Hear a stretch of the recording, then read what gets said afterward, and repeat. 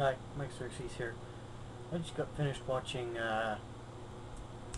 Agnostic Man 7/7's deconversion story, and I figure I might as well post mine.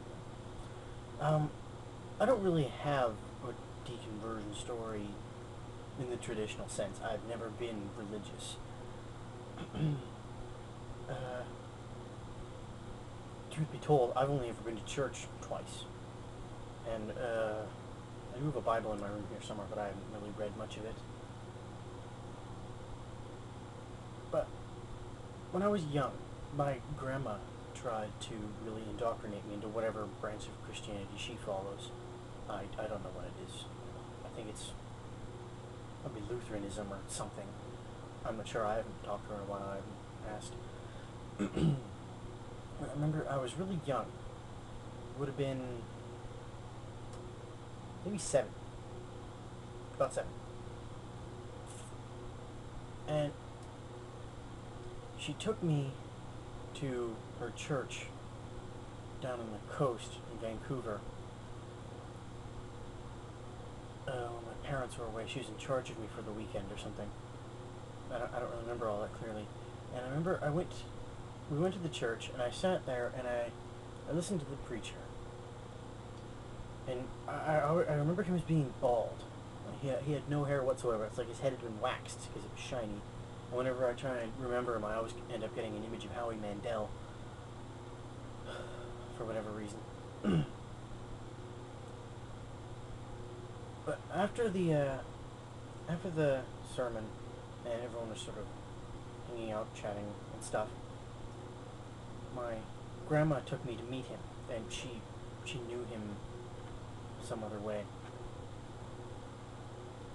And I remember he came up to us and said, "Well, who's this little guy?" And he pointed to me, and my grandma said, "Well, this is my grandson, Michael." And he did is he got down on his knees and came like almost eye to eye level with me, and I would have been about 2 feet tall-ish around then, I'm not sure. And he said to me, "Son, do you want to be saved?" And I says, "Saved from what?" And he says, "Saved from hell." And I'd never been in any sort of religious experience before this. And I asked him, "What's hell?" And he said, "Hell is where the evil people go." And I said, "Well, I'm not evil, so I don't have to worry about it." And after that, I don't remember what happened. I think we left pretty quick. I don't know if I embarrassed my grandma or if something happened. I don't know. But I remember we left pretty quick afterwards. And after that, all the way until about 7th grade, I had no more religious experiences. I was aware of its existence, but it was just sort of like way in the back of my brain, not at all interested, you know. I had met a couple of religious people, but you know, it never strained me.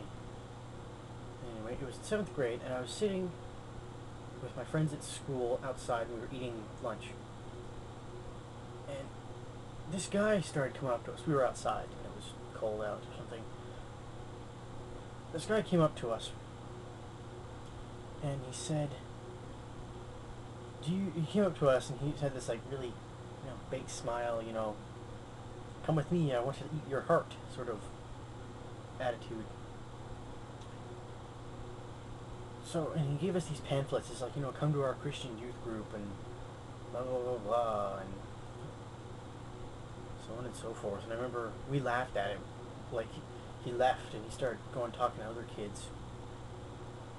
It was really weird, because he would have been pretty old, like in his 20s at the time. And maybe we should have told the office that he was there, because I don't think he should have been.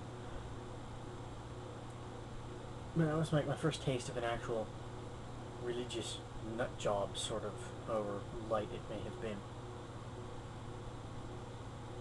And then after that, once again, just back of my head, sort of no interest, till about halfway through 9th grade, which would be about 3 years ago now.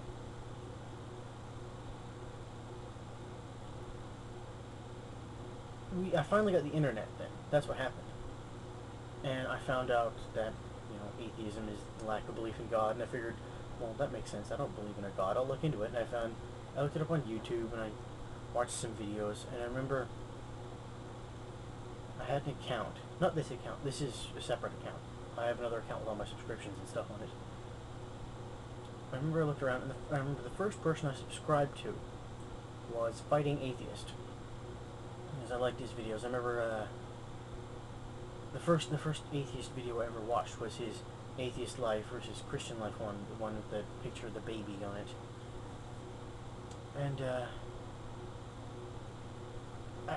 And through that, I sort of blossomed around, and I looked around, and I found Venom Fang X and all those people, and it sort of hit me, you know, like a spade to the face. You know, there are people who are fucking nuts out there about their religion.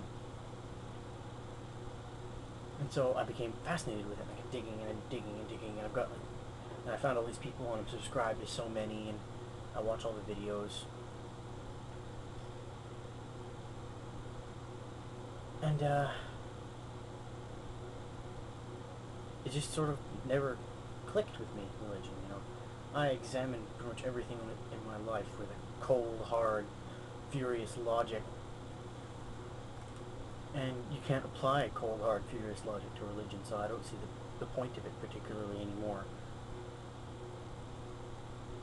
I think that religion, any religion really, aside from maybe deism or pantheism or Scientology, what have you, well, even Scientology, they're all crutches for reality.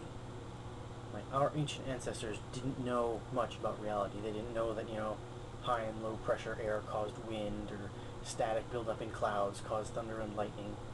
And, you know, they came up with these gods to help them comprehend with whatever it was. And the way I see it, we have the explanation for these things now. Like even the creation of our planet. I would say creation, actually, the formation, that's a better word, for our planet. You know, we have the scientific explanation for it. I don't see the need for the crutch explanation. Maybe it's just because people are inherently retarded and have trouble dealing with a complex answer. And of course, then there are the religious people I see who are just out there for your money. People like Kent Hovind, Peter Popoff, you know, willing to exploit the deeply held beliefs of others for their own personal gain. The worst advocates of religion I find are religious people, because there are moderates and everything, but those aren't the ones people pay attention to. The people that people pay attention to are, you know, you're all gonna burn in hell and preachy, send me $10. You know, people pay attention to them, and it gives faith a bad name. I think it's already got a hard enough time. You know, let alone with everyone ragging on it like they should. Well, rather than they are. But, I'm rambling now. Yeah, that was my deconversion story, I guess. Thanks for watching. Mike Xerxes, signing off.